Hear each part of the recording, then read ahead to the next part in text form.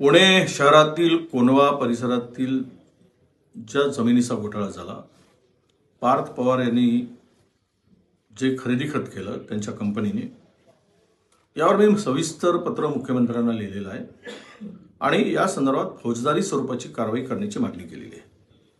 मुळात तहसीलदारावर झालेली कारवाई येवले नावाच्या ही सर्वे नंबर 62 या प्रकरणात झालेली आहे। दिशाभूल करून विषय दुसरीकडे वळवण्याचा प्रयत्न होता कामा नये आणि तहसीलदारांच्यावर झालेल्या कारवाई ही या जमीन घोटाळ्याशी संबंधित नाही आणि त्या पलीकडे जाऊन हे खरेदी खत होताना ज्या ज्या अधिकाऱ्यांचा समावेश आहे त्याची सविस्तर माहिती।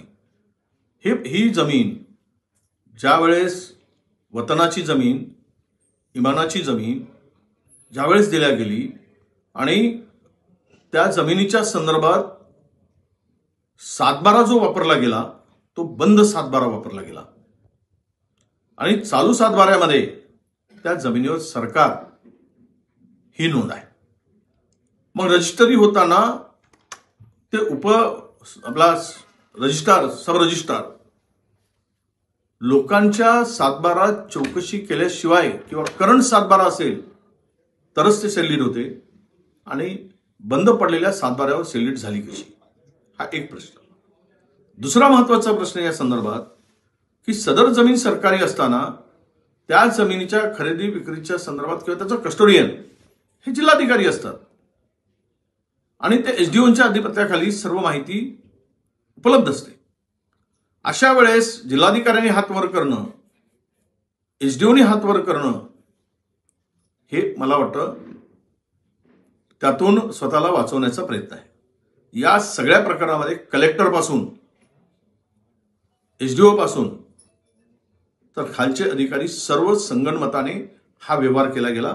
यामध्ये करोडो रुपये घेतले गेले किंवा राजकीय दबावपोटी केला गेला असेल, पण म्हणून आमची मागणी आहे की या सर्व प्रकरणाची ज्या जिल्हाधिकाऱ्यांच्या उपस्थितीमध्ये हे सगळे झालं त्याच्याच अध्यक्षतेखाली चौकशी नेमायची, म्हणजेच त्या प्रकरणामध्ये सत्य परिस्थिती बाहेर येणार नाही। म्हणून मी सविस्तर 2 पानी पत्र मुख्यमंत्र्यांना दिलेलं आहे आणि त्यामध्ये ही जर चौकशी पूर्ण झाली आणि ती समिती रद्द करा, विभागीय आयुक्ताच्या अध्यक्षतेखाली करा, न्यायाधीशाच्या हायकोर्टाच्या अध्यक्षतेखाली चौकशी करा, तर या प्रकरणातलं सत्य बाहेर येईल आणि सेलरीट रद्द करण्याचा अधिकार आम्ही व्यवहार रद्द केला। व्यवहार रद्द अशा पद्धतीने होत नाही। अंजलीताई दमाने या म्हटल्याप्रमाणे दोन्ही पार्ट्यांनी जाऊन कोर्टात केल्याशिवाय, दोन्ही पार्टी कोर्टात जाऊन मागणी केल्याशिवाय तो व्यवहार रद्द ठरू शकत नाही आणि यासाठी हा पत्र पाठवलेला। या संदर्भात मुख्यमंत्र्यांनी कोणालाही वाचवण्याचा प्रयत्न न करता गांभीर्यानं आणि खरोखरच जर सरकार इमानदार आहे असं भासवायचं असेल तर निपक्ष चौकशी करावी आणि उच्च न्यायालयाच्या न्यायाधीशाच्या मार्फतीनं ही चौकशी व्हावी अशी मागणी आमची आहे।